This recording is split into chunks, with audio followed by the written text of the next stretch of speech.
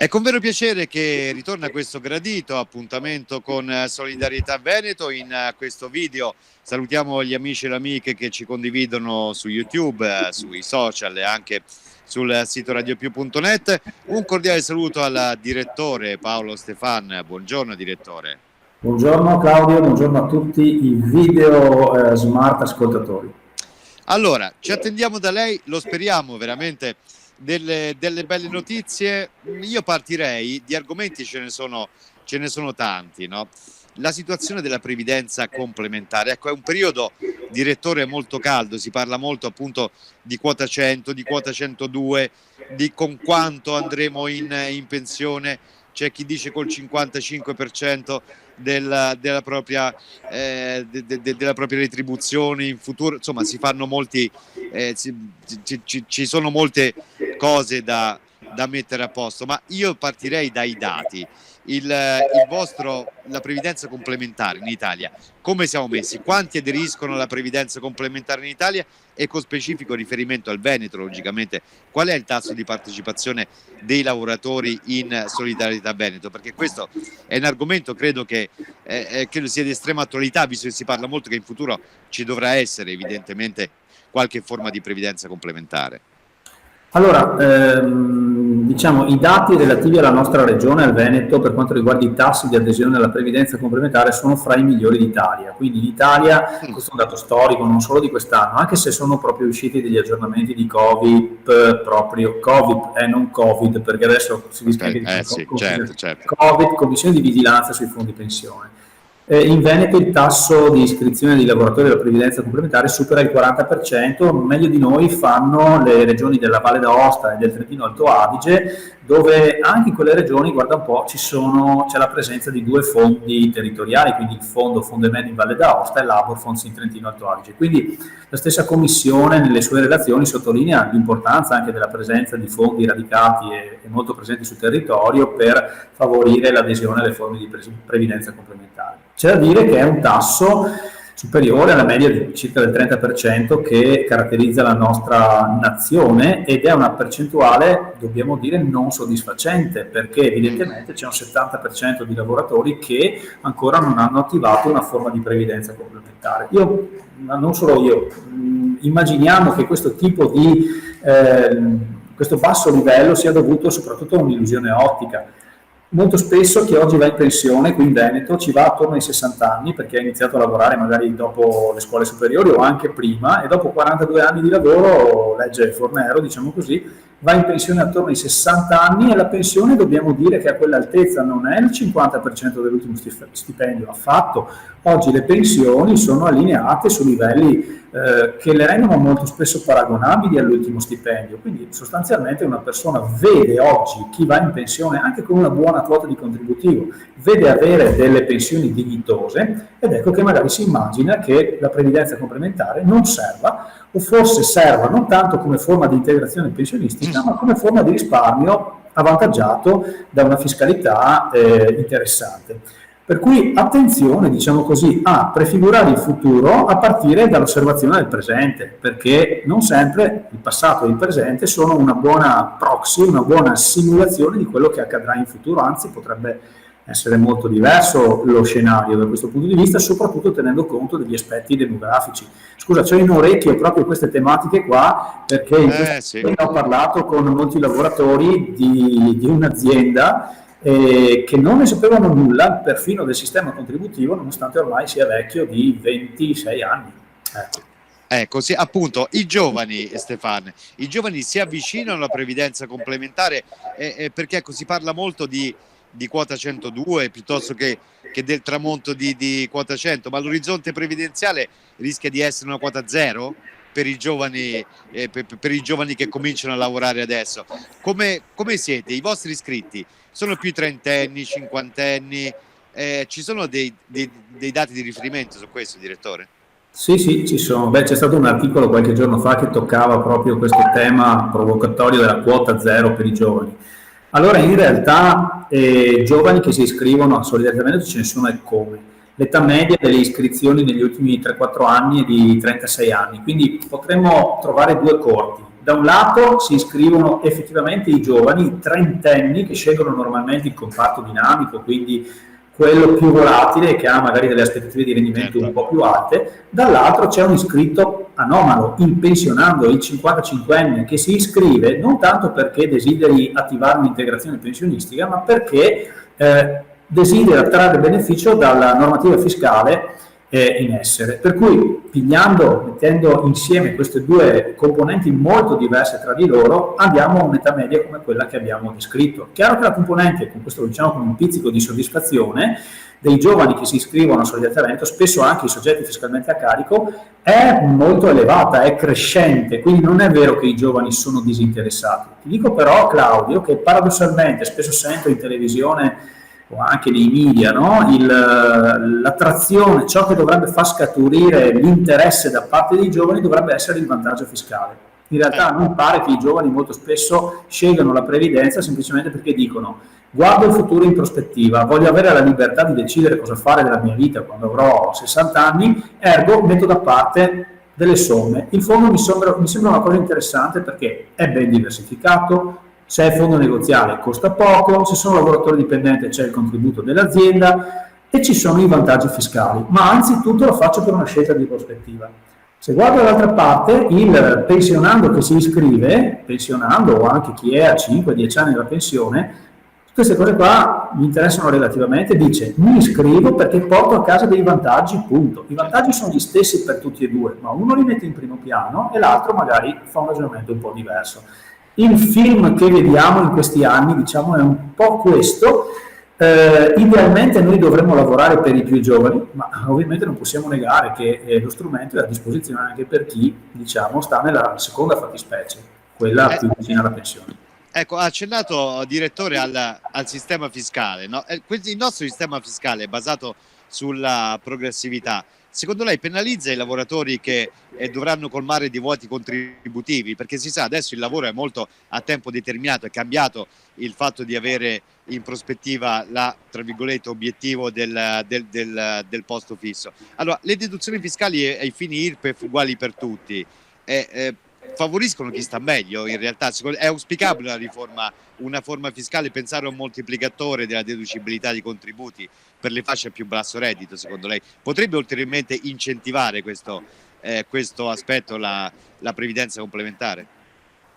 Allora, ti rispondo con le cose che mi capitano. Mi capita di conoscere lavoratori che hanno redditi, che ne so, di 50.000 euro lordi annui e che ci chiedono: ma come mai questo governo non alza la soglia di deducibilità portandola da 5.164 euro a 10.000? Perché io capisco l'importanza di versare e vorrei versare di più. Perché? Perché beneficia, magari con un reddito di questo tipo, di un'aliquota marginale IRPEF risparmiata prossima al 40%, vuol dire verso 100 euro, ne risparmio 40, alla fine del percorso pago la tassazione agevolata.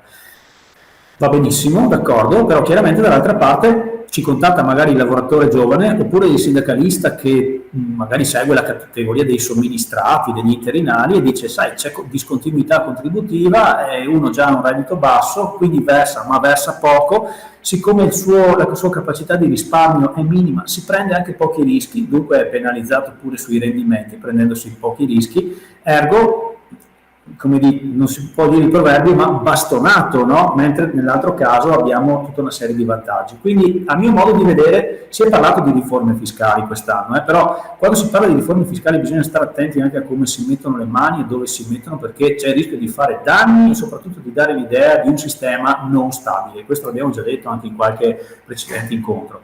Ma probabilmente un'attenzione nei confronti dei lavoratori più giovani, discontinui dal punto di vista contributivo, lavorativo e contributivo, forse va presa in considerazione, perché altrimenti il concetto di pensione complementare, cioè che integra la pensione bassa data dall'INPS, non è del tutto efficace. Integro una pensione bassa con un'altra pensione bassa più bassa, non è detto che faccia alta. Certo. Direttore, un'altra cosa, i rendimenti. Allora, qui diciamo, dai dati che ho letto, chiedo a lei conferma, il TFR dal 2011 a settembre 2021 si è rivalutato dell'1,9%. I rendimenti vostri mi sembrano migliori rispetto a questa percentuale. Cioè, anche un giovane conviene più, diciamo così, basare su un investimento anche piccolo, magari, e magari più audace, come ha detto lei, visto che si parte dalla giovane età, piuttosto che contare sul proprio TFR che si rivaluta di meno. Ho fatto una considerazione mettendomi nei panni dei giovani, ho fatto correttamente o no, direttore? Che ne pensa? Sì, giusta l'osservazione di cercare di distinguere le situazioni, perché un conto è la situazione di chi magari è prossimo alla pensione, dunque non ha un orizzonte temporale lungo. È bene che non si prenda rischi negli investimenti, dato che il momento del prelievo è vicino, quindi pochi rischi, conservazione del capitale. Dunque, se stiamo parlando di un pensionato, probabilmente il suggerimento non è quello di andare in un comparto ad alta volatilità, ma un comparto sicuramente più stabile. Non avrà ovviamente di questi tempi rendimenti significativi, ma la protezione della fiscalità agevolata costituisce comunque un plus interessante. All'opposto, ecco, il fondo pensione è ormai uno dei pochi strumenti finanziari che riesce probabilmente a dare qualcosa in più in termini di rendimento, perché può far leva su alcuni fattori caratteristici. Il lungo termine, anzitutto, per cui sì, un giovane, giovanissimo, può cominciare da un profilo di rischio che comporta una certa volatilità, perché in cambio nel lungo periodo ha l'aspettativa di un rendimento più alto.